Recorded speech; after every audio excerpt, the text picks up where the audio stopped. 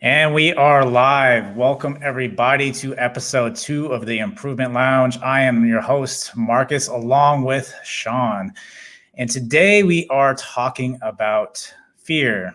Yes, that thing that stops us all from essentially going after those things that we want. Before we get started, Sean, how are we doing today, my man? And I am awesome. No, Yeah. I'm really doing good, man. Just kind of excited even to tackle fear. Something that everybody has, emotion that everybody faces and deals with. That's all. Yeah, it's definitely something. It's always there. I mean, even the stuff that I like talk about and stuff. Like, I think fear kind of falls into the different categories of your life.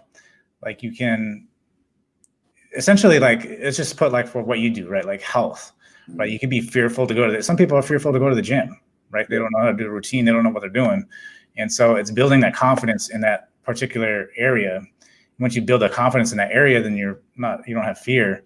But that doesn't mean that you have fear. You don't have fear in another area, right? And it's like coming on camera was one of them. I just did a video. I know we were talking off camera, but I just did a video about fear because I haven't done one in fear in a long time. And I was kind of replaying some of my old fear videos, and I say videos, but it was actually just one video I made a long time ago.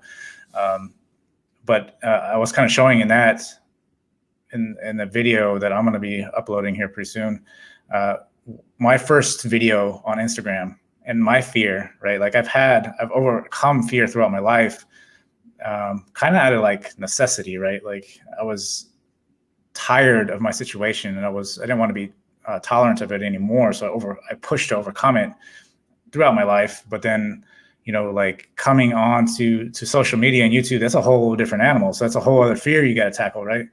Yeah, and so I think there's different varieties. I think fear in itself, right? It's always there.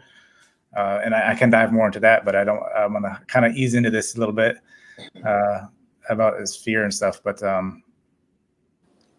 But yeah, just the difference in watching that first video, it's a world of difference. Like I didn't have the confidence. None of that was there because it was all fearful of being judged, right? You don't know what people are going to say. You think you might be saying the wrong thing. I think that's the biggest thing is you think you're going to say the wrong thing. And then people cast judgment on you. Yeah. When you're just trying to take the action, right? Yeah, and that's the thing. A lot of our fears are placed on other people's opinions, like you said, and the fear of just failing or saying the wrong thing. But actually, we have to be able to learn from our mistakes. Like we have to move. Fear keep you paralyzed, man. I always say, I heard a long time ago, false evidence appearing to be real. So I like to really, it might even be a complex. I like to face things that I'm scared of. You know what I mean? Like head on, dead on. I know there's a such thing called healthy fear, but when we know we're definitely holding ourselves back just because the fear of failure, no more of that, man. Well, I think that's the biggest thing is like, there's this thing, I don't know if you've heard about it, the fixed versus growth mindset. Have you heard about that before? Vaguely. I don't know much about it.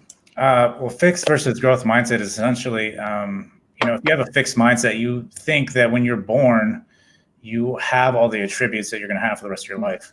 Where a growth mindset is knowing that to get a skill or an attribute that you want in your life, you're going to have to fail to get there, but you know you're going to be able to achieve it as long as you practice it and you continue to do it. And so that's essentially the difference. And so trying to apply that to what you're trying to go after. Sorry, I don't know if you can hear the airplane. I've got airplanes flying around now. But it's ultimately just trying to find that goal that you want. And like I said, just trying to realize there's going to be fear resistance there because, I talk about the brain all the time and everything because I match a lot of where my sources come from are from different perspectives. And I think that's why I think the way I teach is unique because a lot of people, And I think it's just Americans in general, right? They like people that are specialized in something. But I think you can, and that's like that book. I don't know if we talked about it last time, that 50 Cent book. Did you ever pick that up? Yeah. And he talks about perspective a lot too, and looking, not just being one dimensional, being having multiple perspectives. And so I attack that the same way when I try to teach about mindset and stuff, because I think when you run across specialties, right, I think they can be blinded. They can have blind spots. Yeah. And so they may be missing something, where if you're kind of going across all different spectrums, you can kind of get a better angle at whatever it is you're trying to attack. And that comes into fear, right? Because the fear of the unknown, you have the uncertainty about what the outcome is. Mm-hmm. And I talked about reframing. I don't know if I did on Instagram. It was a video older video I had on reframing, and someone hit me up on TikTok and was like, can you give you an example of reframing? And it falls into this whole fear thing, right? Like a lot of times you're going to sit and you're going to depict this is the worst outcome, right? Our minds like to do that because our minds are trying to keep us alive, right? That's what we're designed to do. Yeah. And so when you're looking at that, you look at reframing it is trying to look at essentially like the good possible outcome, right? And I hate to label things as like positive and negative. I know there's a lot of stuff out there, but you don't want to really label stuff as positive and negative, because you don't want ups and downs. Mm-hmm. You kind of just want to be like even keel. And so when you're reframing it, you just want a good possible outcome and focus on that, visualizing that.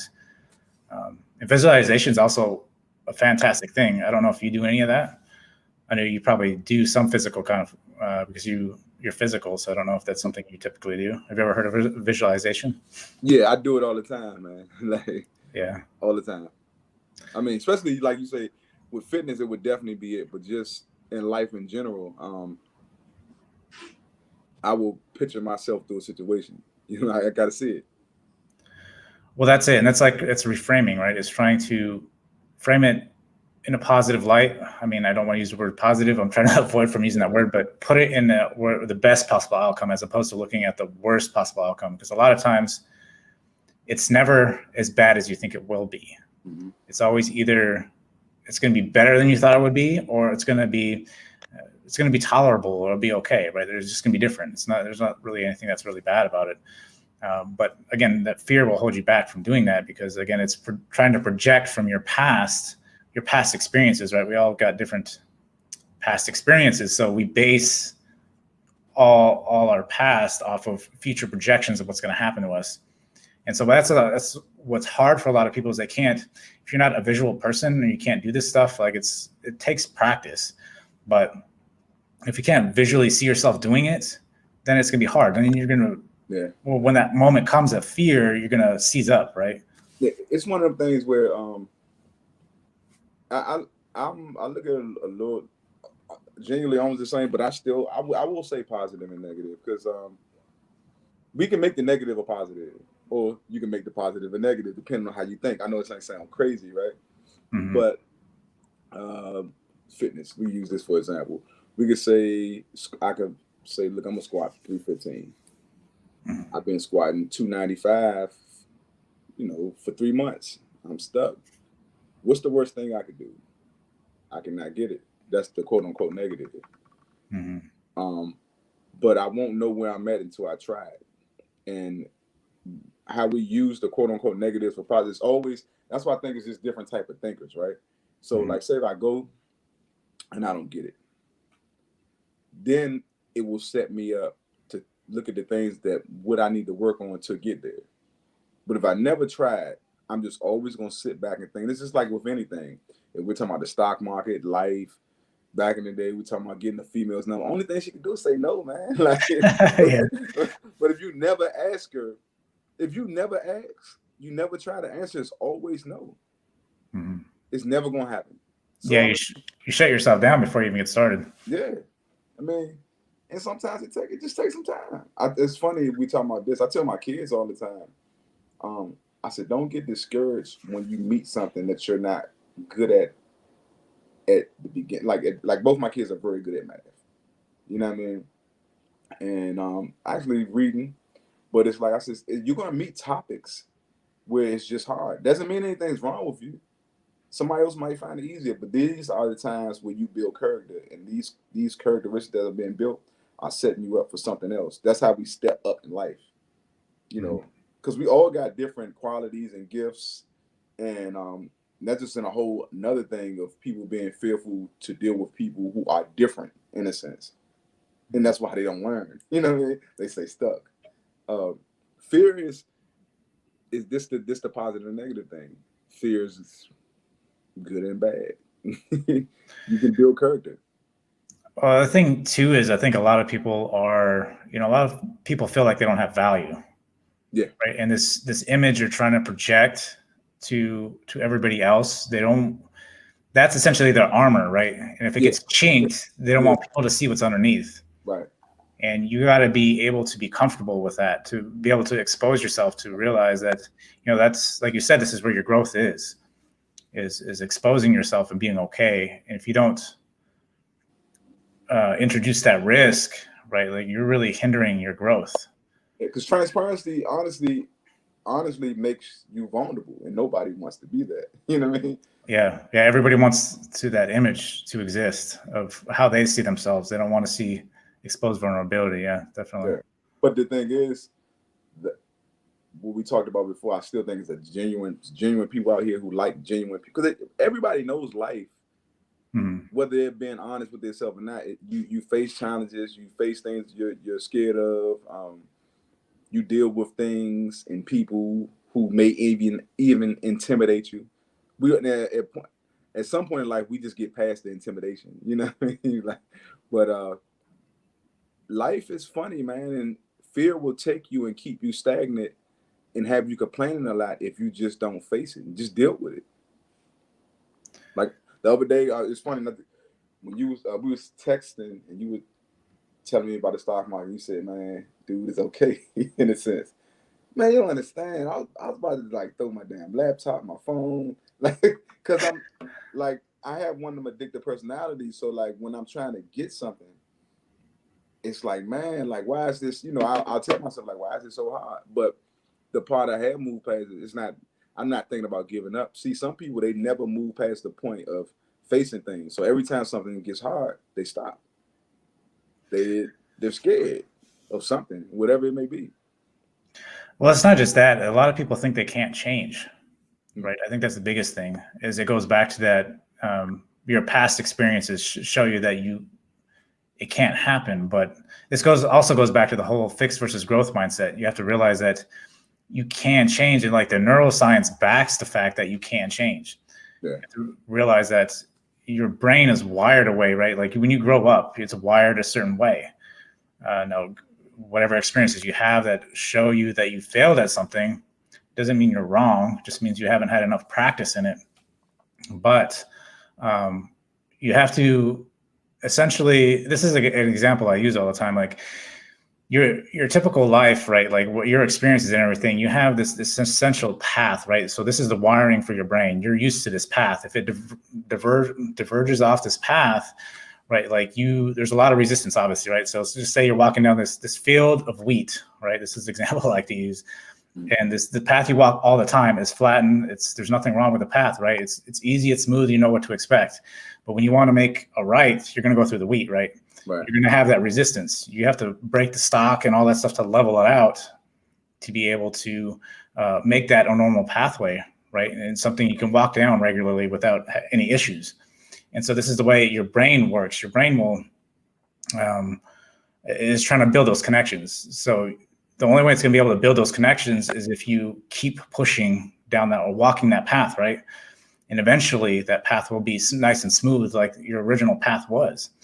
But you have to realize that the brain does change. When you get older, it's a little bit harder to do that, but it's still possible. It just requires you to be more focused. And I teach about that stuff too, about optimizing your focus and all that stuff too. So I think that's ultimately what it is just your past experiences. And that's what's holding you back is you think you can't change. And it's also what you said before, just sometimes we don't realize we make it happen. since we're used to a certain thing happening, we think the worst. Once we start thinking it, we picture it. We make these things happen in a sense, like we don't realize it. We never even think to even fight that thought. We don't try to replace it. We don't do anything. We just say, here it goes again. You know what I mean? And we accept it because I was talking to a buddy of mine. He said to me, man, I think it's my time. I said, no, I don't think it's your time. It's your time. He looked at me. I said, yeah, because we move differently when we think and when we know. When we think, if you hear a no, you may stop. When we know, it doesn't matter. You just saying that's not it, not from there. You know what I mean? So perseverance, I feel like, is a big thing. Being able to just continue to push forward past what you're fearful of, in a sense. I think perseverance plays a big part of it, and it's a big part that plays is the way you're talking about it, right? The way you talk to yourself about it. If you're just telling yourself, I can't do it, obviously you can't do it, right? You're starting before you stop. Yeah. And so if you say, I can't do it yet, right? I can't do it yet. That's where the perseverance comes in. I can't do it yet. Having the mindset, yes, I can't do it. I can't do it now, but it's just a matter of time before I can start doing it. Mm-hmm. And realizing that it's just a learning process. That's all it is. Fear is just learning. And it's also comfort zone comes into that, right? And it's one thing we talked about is getting outside that comfort zone. And you have to baby step it to be able to get there. Yeah. If you can't just jump into the deep water. I mean, you could, right? You can go shell shock, man. Yeah, you can get shell shock and you can't do anything, right? And then you're frozen, right? Yeah. And that's a problem. So the best way and how I've introduced a lot of different changes by baby stepping it there. Mm-hmm. And I know some people are really like introverted. So that's why they come up with the whole, I can't do it. And so it's trying to get those people out of their shell. Well, do something small that you typically wouldn't do that gives you confidence in the fact, because that's what you got to have. You got to have a solid reference point, right? Mm-hmm. A track record of you overcoming fear. If you don't have a track record of overcoming fear, then you're not gonna believe in yourself. You're going to keep telling yourself you can't. It's just like in the gym. I do it with my clients all the time. They'll be like, "How much is that?" I'm like, don't worry about it, because the thing is, if they know, it starts to play tricks on the brain. Mm-hmm.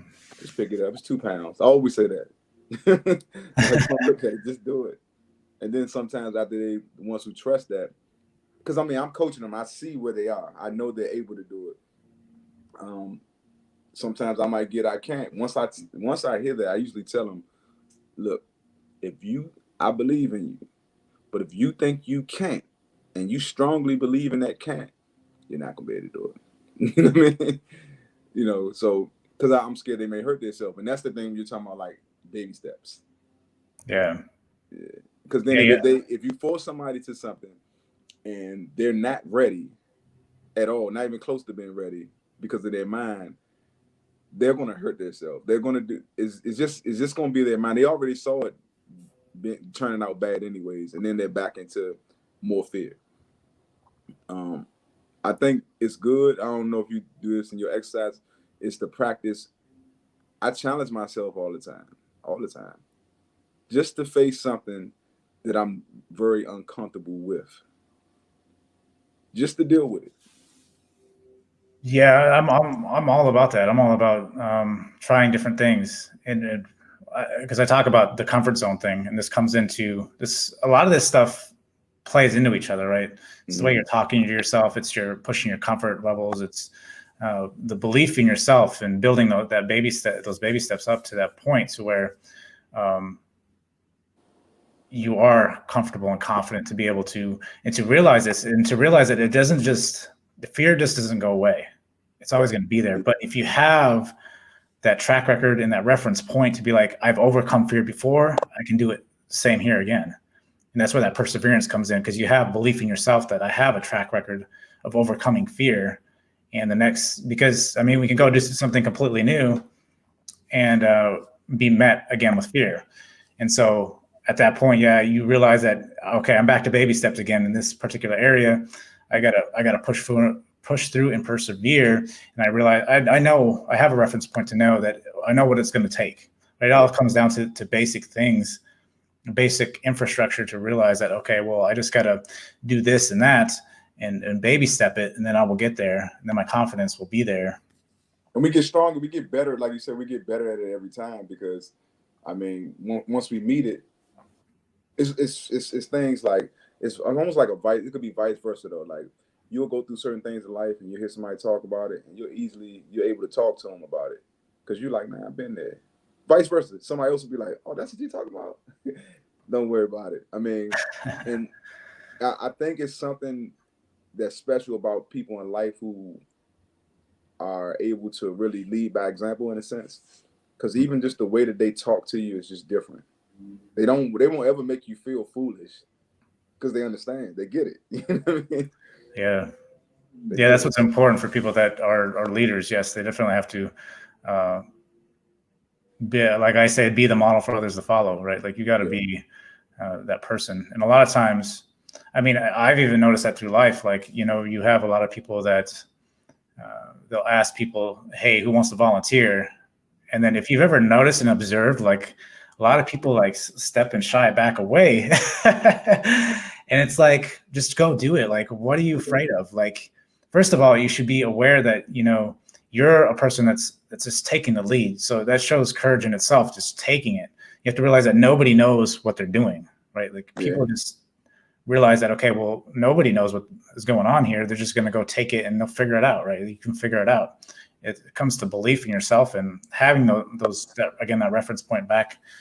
So it's important to build that, to be like, you know what, I already know what's going to happen. I have the infrastructure to kind of know what's going to happen, but I know what it's going to take to again, overcome that. Yeah, man. It's funny. When I fell off the ladder, the first thing I wanted to do when I got better is go on a ladder. I promise you. I really didn't want to, but when I saw a ladder, I just wanted to climb on a ladder because I just didn't want to be scared to be going up the ladder. Now, honestly, being very transparent, the first time I was walking up a ladder, I was scared. Like, oh man, this ladder shaking. You know, it's probably wasn't even shaking that bad, but I just wanted to do it because I wanted to face it. Because you know, our fears, they'll bury us, and we'll stay there. And then after a while, we won't really even know why we are the way we are because we didn't dug a hole for ourselves. We'll blame it on other people. It'll always be somebody else's problem. Somebody else. I can't. But the whole time, we're talking about me finding out that I'm able to get a house. Man, I was about to just be like, I don't need to do that right now. You know what I mean?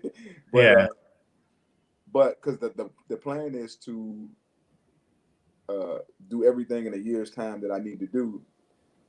But I was way better off than I thought I was. And that's a lot of times you always see it, we think it's cliches, but sometimes we're so close or we're right there and we don't know it and we'll turn back around. Just because we're scared though, for the most part. Yeah, it's the whole 3 feet from gold thing. Yeah. That reference, yeah. Yeah, no, you know, I'm the same way. Like I said, the fear never kind of goes away. You'll find it in some other avenue, but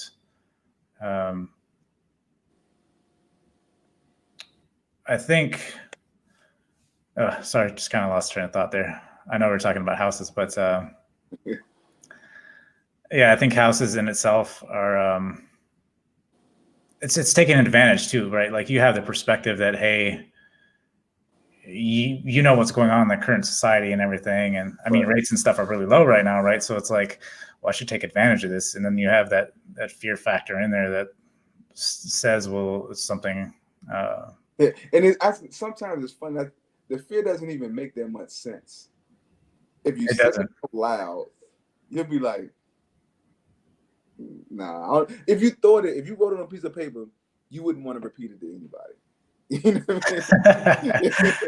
Yeah, exactly. And that's the biggest thing is like, well, it's like anything, right? Like it's any thought you have.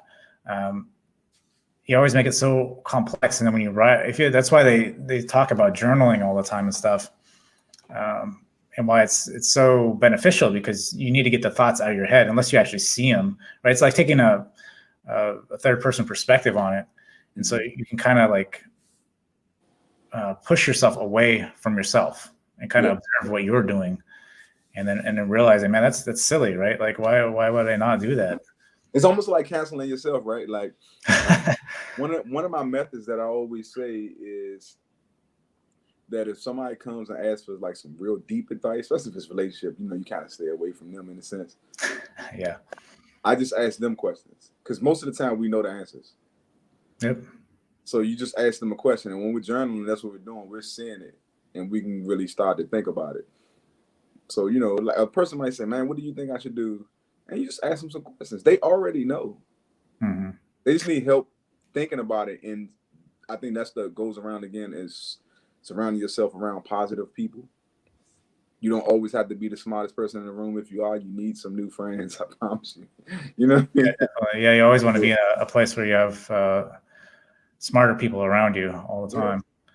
But that's it. I mean, when you're talking about, well, we seek validation, right? Like we always know the answer. We just seek validation to prove that hopefully we're right. Because again, that fear comes into play, and our mind's going on that whatever it is we're trying to act on, and so we seek validation on it. And then a lot of times people get stuck there, right? They get the validation, and they still don't execute on what it is. Because if we're looking for validation, we're always going to look for validation. We always need somebody's approval to move on. Mm-hmm. It's funny how that works. Like, and some people, I don't know, they can't help it. They feel like you got to have their approval, and you're like, I don't. I have a person, a troll. I don't know, just he always feels the need to say something. Yeah. And I know he's looking for a different type of response, but I always tell him basically, thank you, right? Because we're talking about the positive and negative. I'm looking at the positives that he may be bringing, even if he don't know he's doing it. Even if it's just bringing my engagement up, honestly, because I mean, I don't know why he feels that I need to be validated by him. I'm kind of curious about that, but I don't even know the guy. That's the thing. But now, if we don't watch it, if we're not confident in ourselves and even just humble enough to just knowing that we need to get better in every situation, we'll feel bad, we'll be hard on ourselves, and we'll go back in the box because this person said this person said that. And honestly, I'm gonna move in life now. You know what I mean? Like I'm gonna live, I'm gonna learn, I'm gonna make mistakes, I'm gonna this is what's gonna happen. if you don't, you're just gonna be stuck, and you're gonna be in this box of what everybody else think you should be. And a lot of those people who feel the need to like really throw darts, they're not happy people anyways. So. No, I 100% agree with that. I was actually this past week, I was attending a live on Instagram, and the girl I was talking, or that was doing the live, she was talking about essentially positive and negative feedback, right? Yeah. And she says every time she gets positive feedback, she kind of just like blew it off, and then she looks more at the negative feedback and tries to correct the negative feedback. And I was thinking to myself the same thing. Like, I'm kind of that way too. Like, I think positive feedback, although, I've throw this disclaimer out there, like I appreciate positive feedback and I encourage it, right? Yeah. But ultimately, like, I look more for negative feedback because I want to, like you said, reverse engineer what the other person is thinking and how can I correct myself. Yeah. And when you have people like that, I think you have, again, their position is probably not the greatest where they're coming from. Again, but it's their opinion, their perspective, right? Yeah. And so you shouldn't judge someone else for their position, their perspective either. Because they see it somebody else does. Maybe. Yeah. Yeah, maybe. Exactly. Yeah. You have to put yourself out there. And I think that's what's unique about our positions, right? Is we're playing that entrepreneurial role. So you have to, we've built up our courage in overcoming fear and realizing that we're going to take hits along the way. We live like that. Like you live like that. And then again, you have a point of reference, you can pull yourself out of it. Yeah. Right. And we eventually got there, right? We just didn't wake up overnight being able to to have that definitely, point of reference. and still going on, right? Still just Yeah. really trying to, in a sense, just fight it. Um, I think one of the best things for me, and it may sound real, it's not a deep thought. It's just that realizing I'm an imperfect person, always trying to be better. So that allows me to make mistakes and correct my mistakes at the same time. You know what I mean? Because it's like we have to be careful to. This is one of my policies. This is what I do. When somebody gives me a compliment, I say thank you. When you tell me something negative, I say thank you. It's all the same because we got to watch it at times. If we're looking for validation, the same people who say good things will say bad things. And if Mhm. they have that much power, our emotions will go up and down. And then if we begin to let those things control our decision making, which we know that we shouldn't, but too much heavy emotion will affect you. You know what I mean? It will affect your body, your mind, everything. So I always say thank you. Like even a person that just saying, I take everything. Disclaimer, like you said, I definitely appreciate positive feedback because it does. It's one of the things that helps you go on. But I Mhm. take everything with a grain of salt.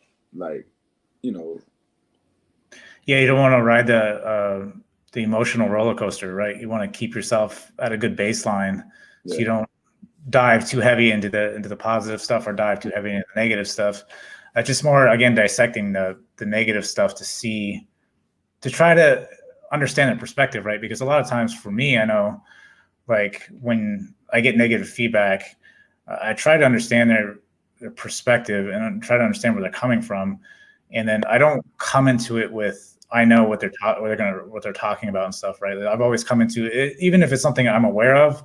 mm-hmm. I always try to gain more perspective. Like, well, okay, if it's something I know, well, what do they know differently about it that I don't that I can improve my perspective, right? Mm-hmm. So it's always just trying to get a better understanding of how things work. And that's it. It's like this whole game, if you want to even talk, Yeah. right? This whole game of life is about that. Is about being adjustable and realize even like what we talk about, right? Like 5 years from now, we may have completely different beliefs and It's perspective growth. on it. Yeah, you have to realize that you're evolving Yeah. and you're growing, and that's something people get too stuck on the fixed, and if it's not this way then it's not right, and you can't Yeah. be And that way. and I definitely agree with you on that. One of the things that I know I've learned over time is to try to recognize the character I'm dealing with. You know what I mean? Because some people come from really very good places and it's misguided or it's good. Some people are just not coming from a good place. So Mhm. I don't. That's the only reason I don't really try to understand them. I'll address certain things, but I don't try to understand it because in life that's been a downfall for me. Trying to understand something that I shouldn't. You know what I mean? So like I shouldn't. I'm spending too much time trying to figure out this person, and this person may be getting off on just pissing other people off. You get what I'm saying? So Yeah, yeah, so yeah. I Some people. it's one of the things I used to do with work. Like you know, how, like you'll get at something and somebody like, man, this is stupid. So what I would do is I would ask them about another way, and it may be wrong, may be right. I will make up my mind based on their response. If they gave me something else, I said, okay, well, if it's good, I mean, if I thought it was good, because you know, if it's ultimately gonna fall on me, give it a try. If they have nothing to say after they just called what we were about to do dumb, they're a complainer, and I leave them. I let them be. You know what I mean? So, Yeah, because I'm not gonna waste too much. That's energy and that's time. We got to be careful of who we give that kind of stuff to. So, especially with this, you know, this online stuff. mhm. It gets crazy, man. It gets crazy. Some people, I Yeah. wonder. You I got really a whole wonder. world behind you trying to I bad mouth what wonder you're what doing. some Yeah, people are doing, man. Like yeah, you know, I really wonder what they're doing with their time. The fact, all right, yeah, I think that if we just can't get lost in whatever they got going on. So I'll say it again, especially with this online thing. That's why I use like conversation pieces, more so psychology sometimes. out talk. Some people they want to be validated. So saying thank you to them is enough. You know Mhm. what I mean? Yeah, definitely. And they may come back a different way. Some people I ask them a question. And you just kind of figure out who they are. Because I don't want to discard somebody who can really help me, but I also don't want to spend a lot of time with somebody who's basically trying to hurt me. I'll take my chances with something else. You get what I'm saying? Yeah, I totally agree with that, man. I mean, it's hard because, people, like you said, maybe just be looking for validation. They may not actually want to change. Yeah, Um, a lot of stuff that I teach, I mean, I can't force anybody to do it. You have to want to change, yeah, but you have to understand that you can change, right? And I think a lot of people come from that mindset that nothing can change. yeah. And so they live in that and they rather seek, um, like you said, validation for something that's going to, again, not get them anywhere. And they wonder why life doesn't change. Mm-hmm. Um, but to change life, I mean, we're two examples of that, right? Like we have to, we know what it takes. We know we have to push through fear and all that kind of stuff to be able um, to get the things that we want. Yeah. And the answer is that simple: is if we could just push through the fear. Push through the fear, having positive people, accept good coaching. Like you gotta have, I just really believe you gotta have like a wise counsel around you, to be able to pick you up. Let's almost like they can almost be a validation at times, like, nah man, you're doing good. Or Mhm. yeah, that's garbage. Like don't maybe you need to rethink that, you know what I mean? And just being able to be very transparent with a person. Everything is not like as relationship grows, you got to be able to be direct. Everything can't be like okay, yeah, everything can't be like peaches and cream. Sometimes it's just dead on, you know. And certain people vibe because they're able to listen, and it's the energy that we're attracting. I Yeah, believe that. 100%. Yeah, I believe that people now, everybody I meet that stays around me are going to be quote unquote. I say quote unquote good people because we all got our stuff. You know what I mean? Yeah, We're going to be on the same kind of things because that's the energy that's been. You won't be able to stay around us like just on something else. You have to be a great faker to get. yeah, You know what I mean? yeah. It's like you said, you become the average of the five people you hang out with, right? So if you're hanging out It's with a so bunch, true, right? Like as yeah, a kid, I was like, oh, nah, it's true.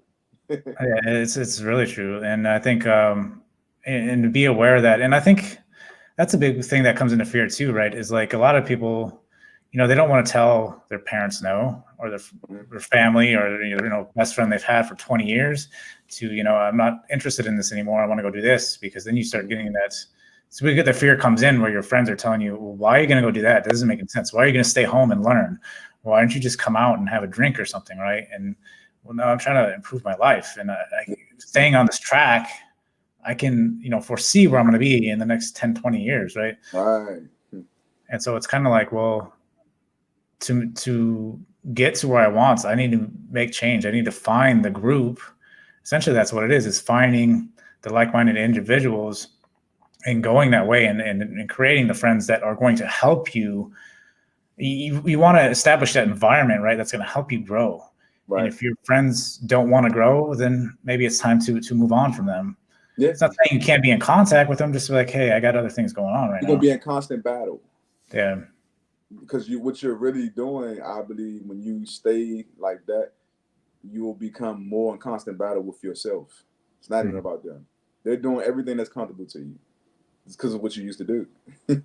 You know what I mean? So you're constantly fighting this battle. But being able to grow, I think once we start getting out of our comfort zone and meeting different people and talking and learning different perspectives, and almost if we can um be able to really learn from people almost as if our eyes are closed, our Mhm. two eyes that we see with, and be able to use our shock like our third eye, we'll be better.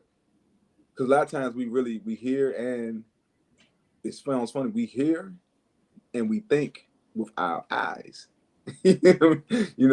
what we see, and that's not always the thing to be. You know what I mean? Well, I talk about this a lot too. I think it's generally people aren't really listening to people, right? A lot of times what happens is they're more concerned about what the next thing is they're going to say. And so if you're not like genuinely interested in what that person is saying, this requires focus and all that stuff. There's actually a good book on this, the Dale Carnegie book. I don't know if you've read that. I haven't read it. About how to win friends and influence people.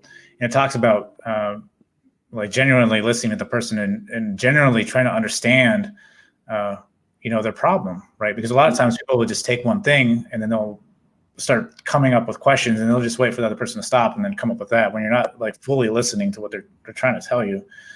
And so I think that's extremely important. And that's also a good book right there too. If you've never read. It's funny. I picked up the audio of that the other day. I haven't listened to it or anything yet. That's why I started laughing.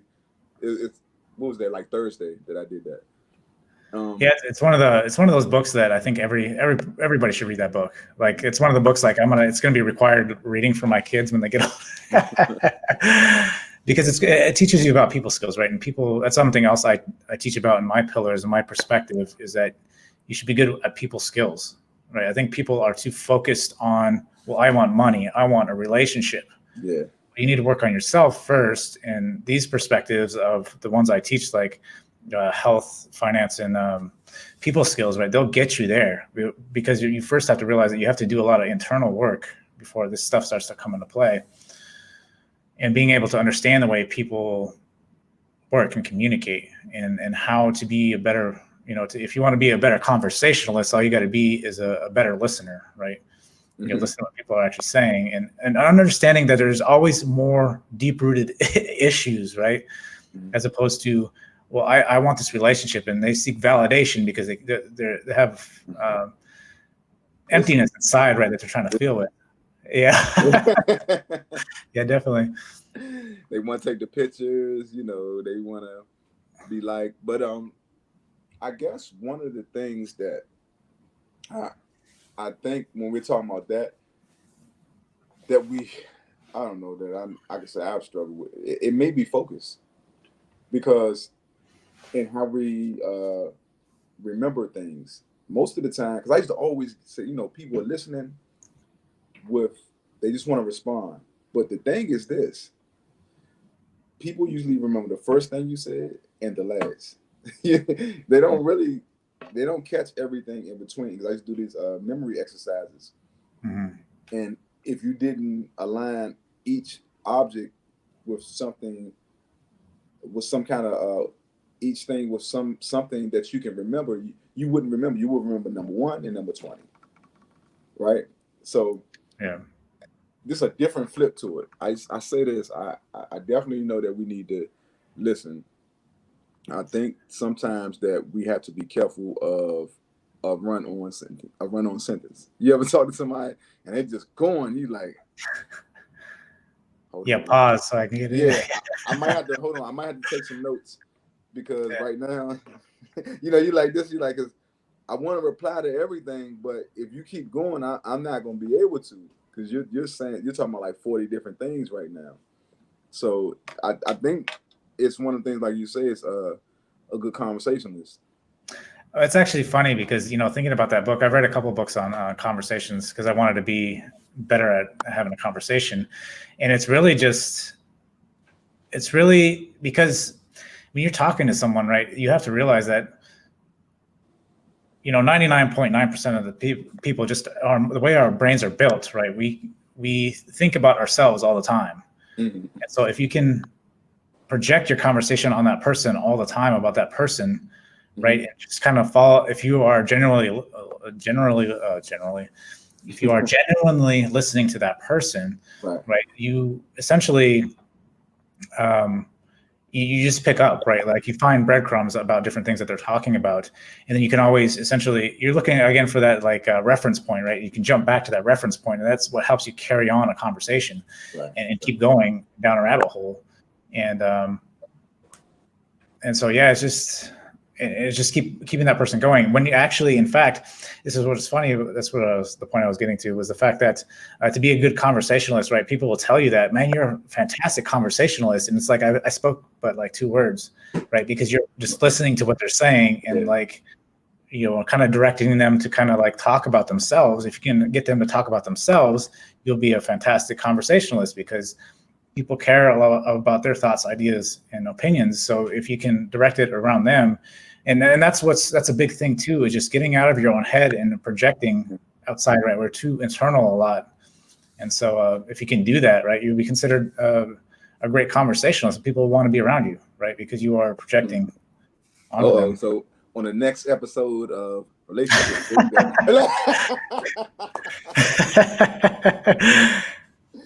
Relationship lingo, is that what you said? Yeah, that one gets tough because then you got different emotions. Well, yeah, I mean, well, see, this is the thing is like you can't. It's like anything we talk about, right? Like you can't compartmentalize everything. Like there's so much stuff that comes into play. Yeah. You got to kind of do everything as a whole, right? To be able to make it all work together the way it should. And when you're talking about like relationships and stuff like that, there's a lot that comes into play, right? Emotion is such a big driver that someone could say the wrong word and then your emotions just take over. And then, you know, you don't want to hear anything after that. You're not even trying to listen. Yeah. You just shut it down after that. So I always focus, well, not say always, what I really, a word that always comes to mind for me is just having emotional intelligence.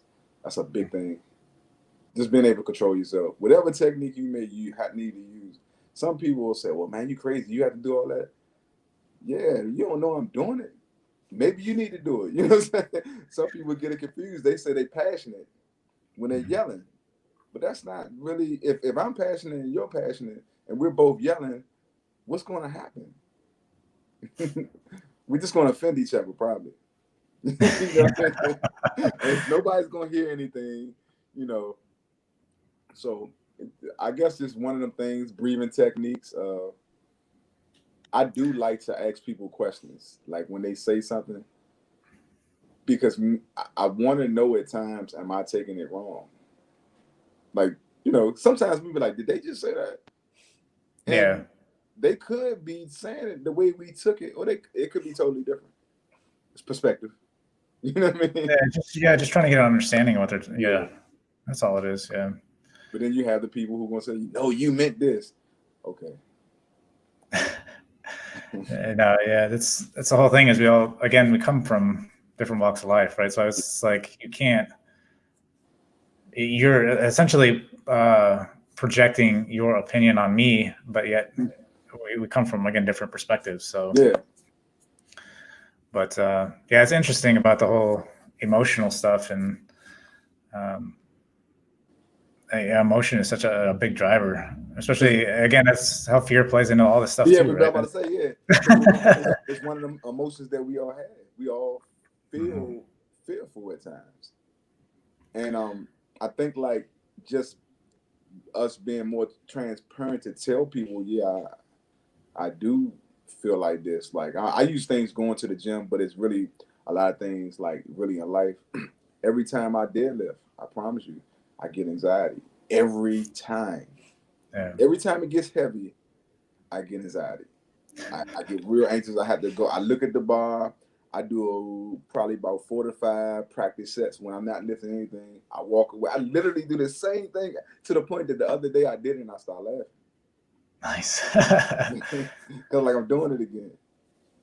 But you know, that's the same thing too. Like I have that problem too because my back, with my slip disc that I have, and you know, it's when you like come to that fear, right? Like when you're getting ready to get under the bar and stuff, it's like you're like, okay, well, I know I'm afraid here, but what do you concentrate on? I concentrate on the form, right? I try to make sure my form is perfect. The mission. What's the purpose, right? Yeah, the mission, the two that helps. And knowing your destination, that definitely helps. But it's always, I mean, fear is just one of those things. Like if you can get over it, there's so much growth there. It's so much growth, and it's funny, like you said, like the biggest thing you said when you get there, you focus on the form. You try to envision yourself doing it. Vision. It's like everything in life. That's why exercise for me, people say, well, Sean, you love it. It's not that I always want to do it. I do like what I get out of it, besides even the benefits of being healthy and looking good. It's a mental exercise for me. Mm-hmm. I'll challenge myself. Now I'm here. Like I always say, like, especially how I train myself, I set numbers. Like yesterday, at the end of the workout, we did a push pull workout, basically full body though. And at the end, I said, all right, we're gonna do 100 burpees. And when I said it, and I thought about it for like a good minute, I was like, man, if I say this, it's gonna have to happen. And then in the mid, like, you know, I did like 25. I was like, man, what are you? What was you thinking about? You know? But Yeah. then the point of just being able to accomplish that, as small as it may seem, just lets me know that's how I do something in life. All right, this is what you're gonna do. You set a goal and you go do it. You don't get yourself out. That's the problem. Sometimes we have to. I set activities for this. We have to learn to believe ourselves. You know what I mean? Like we let ourselves off the hook too much. Sometimes we too hard. Sometimes we let ourselves off. If we say we're going to do something, just do it. Well, that's where risk comes in, right? This is why having like training partners or like you and I come on here and talk, because we're pushing each other and motivating each other to keep going, right? Like you have that sense of risk. Like, okay, I'm going to put this out there. I'm going to put I'm lost the words here right now, but you put yourself out there to make sure that you're accountable for your actions, right? And to be able to do that, if you and include that risk, right? That risk of self and your reputation, right? You put that out there, right? Then it forces you to do it. And again, you got to build. It's all about, again, building that reference point, that track record of, okay, well, I've done it, and like you said, this is why I push myself when I run. I know you're not a big runner. I was never a big runner either. I hate running, but I still do a lot of it, just because of the mental state it puts me in. Mm-hmm. And I find I do a lot of my deepest thinking when I run. And so I feel it to be calming, where when I was weightlifting and stuff, I felt good physically. And I know aesthetic wise, like weightlifting is where you want to go. But like mentally, like running and stuff, it does like, so it helps your circulation and everything. So you're providing more oxygen in your brain, so you can think. In my mind, you can think a lot deeper, right? And you can be a lot more longer thoughts, like, because you got weights is in spurts, in a sense. It's like if you was doing a sprint. Cardio does release a lot of endorphins.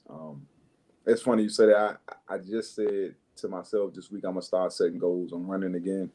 The issue with, because a balanced program is gonna have both. Mm-hmm. I'm not one of them guys. I don't say no cardio. I do like to my cardio. I rather put the gloves on and hit the bag. Right? Yeah. I like doing stuff like that. Jumping rope, but running is very relaxing. For me, in the right environment. The running on a treadmill, I get some good thoughts on there, but it's not the same. It's not the same, man. It's not the same. The endorphins are real. There's so many benefits to really exercising. Like you said, it's your blood circulation, but just you notice, like, after you run, you just feel good. You're tired, you kind of just feel good. We get that runner's high, right? That's what they call the runner's high. But it's not just that. I think, there was actually something I was, because I follow a lot of like neuroscience and stuff too, and something that may help people, right? I don't remember the exact technique, what it was called, but I know there's an acronym for it and everything. But essentially, there was this psychologist that, for people that deal with like traumatic events in their life and stuff, which could lead to fear and what stops them from doing stuff. This particular exercise is what a lot of clinical psychologists do. Is this one particular clinical psychologist came up with this. I don't remember when, but when it's essentially talking about motion, right? And like, if you are moving forward, you gain this like sense of courage, right? And so I started thinking about this when I learned about this technique. Like, I haven't really taught it or anything like that, but it's something that I've been diving into. Is she essentially it's through all like the clinical psychologists. They teach this technique, but essentially you're supposed to move your eyes back and forth, and then think about that traumatic event, and then you're supposed to grade yourself or whatever, and then after you're supposed to do the eye movement. Apparently, if you're actually physically moving forward, your eyeballs are moving. This is why they do the whole finger movement. It actually trains your brain to essentially dilute that traumatic event in your life. Oh, wow. And it helps you overcome that. And so I think, when you like run, you gain that sense of courage, right? Like if there was a burning building, right, you're going to be fearful of that burning building. Why do people run into the fire, right? Maybe you have kids in there, right? So you're going to run into it. And so that sense of fear goes away because you're moving forward. And so I think like when I do a lot of these deep runs and stuff, I think a lot of times I think about the garbage that may be going on in my life. And I think it helps me overcome a lot of that stuff. It helps me unwind that stuff because you're getting that movement of, like you're moving past it, right? I think that's what the movement helps a lot. And that's why they do this technique and stuff. I mean, I think it can go.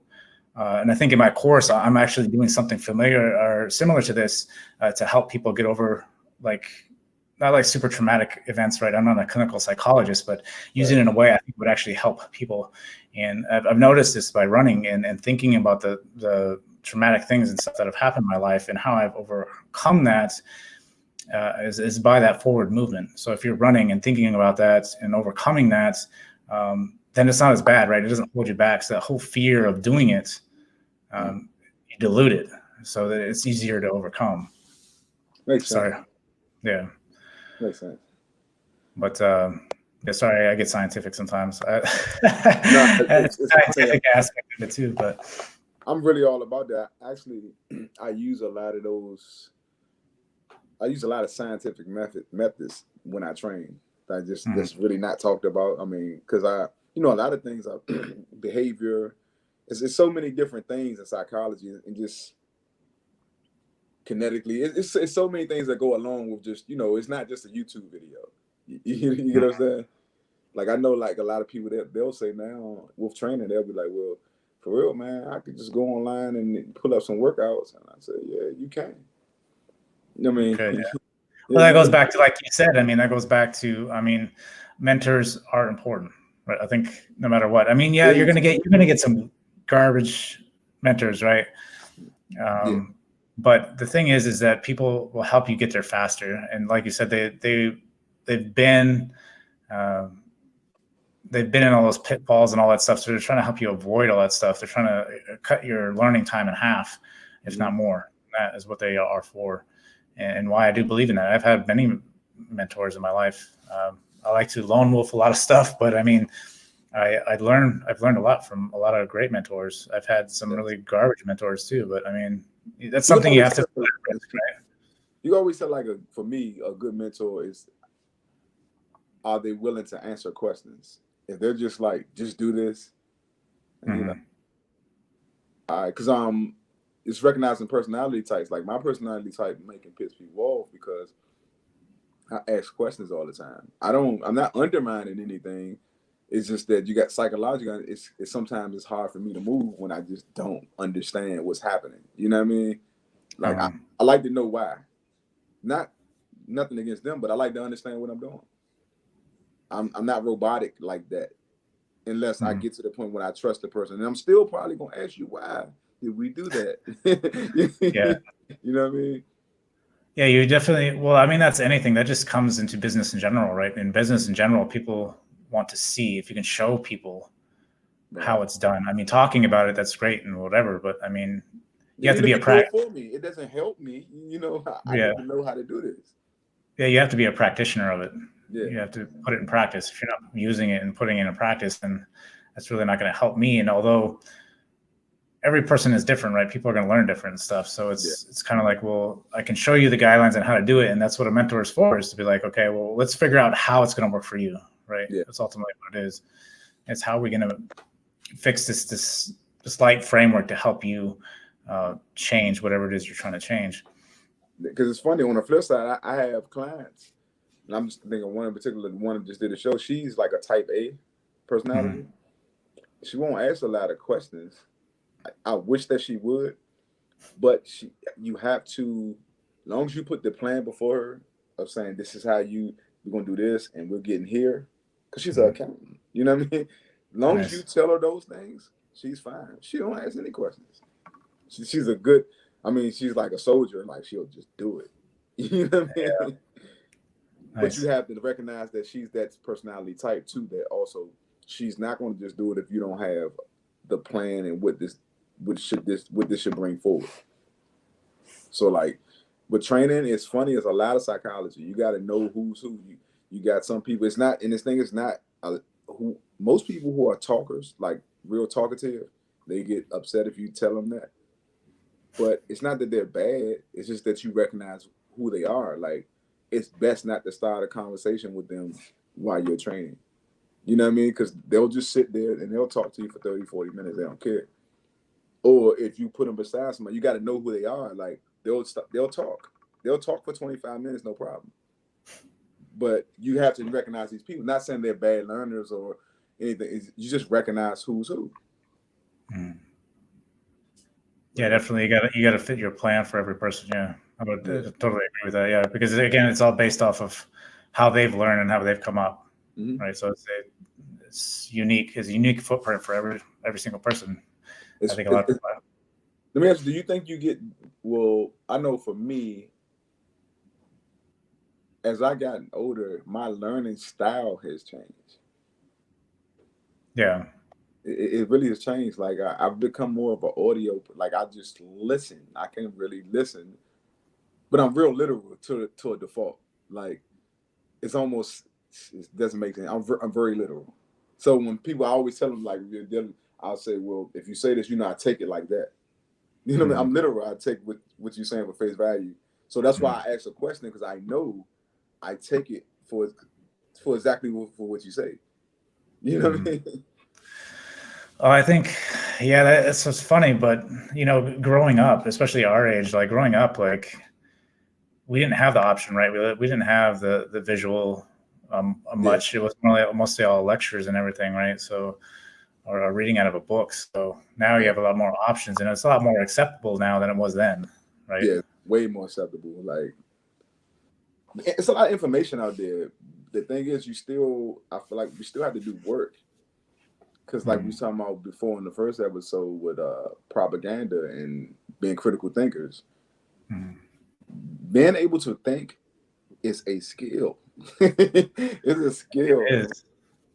I did an episode on that episode too. I did the art of thought. Yeah, I talk about that, and it's how critical it is because again, we are letting everything else, technology, essentially think for us. And then that's apparent when you go on Facebook and wondering why, the last ad that you clicked on, now it's everywhere that you look, right? And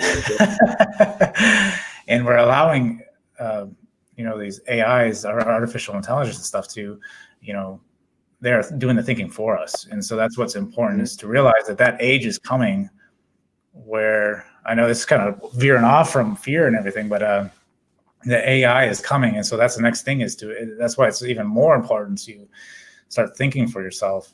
But in that episode, I talk about stillness and how it's helped me become a deeper thinker, and how important that is. Yeah, meditation, stillness is just always that's been a life changer, game changer for me. Like that's why I just ride in my car sometimes. Most of the time I ride in my car, there's no music playing. I sit in the house, nothing's on. It's so much going on, and it's so much noise in a sense. Yeah. We don't have the time to think. We don't take time to think because everything's fast. Yeah. And when you say to somebody, they think you're weird. Like you just sat in the house for 4 hours and you didn't turn on the TV. No, I didn't. I didn't realize 4 hours went past. Yeah. Well, I think that's the thing. Like you get to that point, right? Like you get to the point to where it's actually calming and comforting to just sit in silence. And as weird as that sounds, like, you start coming up with these thoughts and ideas that you didn't know existed inside your own head, right? And that's why I talk about, like, when you get perspective on all these things, if you sit down with them, you just sit with your thoughts, like some pretty interesting stuff comes up, right? And a lot of times when you have problems and stuff that you think there's no way of getting out of that problem, if you just sat with your thoughts, right, your brain is quite creative, especially when you're going out and educating yourself. I think one of the things I just, some years ago, I said to myself, I didn't want to have to wait until I have to. You know, that's what usually happens. Because when we have to, we do it. Sink or swim, we do it. Yeah, we do it, like, no problem. Like, and we get it done quickly, expeditiously, right? Yeah. It's no procrastination in that. I'm trying to work my way up to that portion all the time. And one of the ways I know I just believe is just setting deadlines. You have to set a deadline. If not, it's just, you're just blowing in the wind. Yeah, it's definitely something. I mean, you have to always, you know, life comes in seasons, right? You're going to have highs and lows, and you should always be maintaining during the high, right? Because we can get stuck in a high, and I think everything's not going to change. It's going to be this way forever. And then it crush you, right? Then it crush you. And then you can also come on the same note and think everything's just going to be horrible for the rest of your life too. And so it's good to come at everything with that neutral plane and be there as best as you can. Not to say that there's any like a permanent fix for all this stuff. I mean, that's why we talk about the different tools and ideas and perspective, because you got to utilize them when you go along. And then thought definitely being one of those. Deep thought definitely helps with a lot of that stuff. Yeah. So we're going to look at fear like the boogeyman, right? And tell the boogeyman, I ain't scared of the dark no more. You can come here if you want to. You're going to have to deal with it. Yeah, definitely. Bro, it might be some feelings hurt, but we're going to get it. Yeah, most definitely. Well, all right, man. I think we're pretty good for this episode. I want to thank everybody for joining the episode on fear. I know we kind of strayed away from fear a little bit there, but towards the end. But I'm sure we still dropped some good knowledge, I think, at that point. So, but nonetheless, thank you guys for joining me. Thank you, Sean. Till next time, guys. We will catch you guys later. Peace.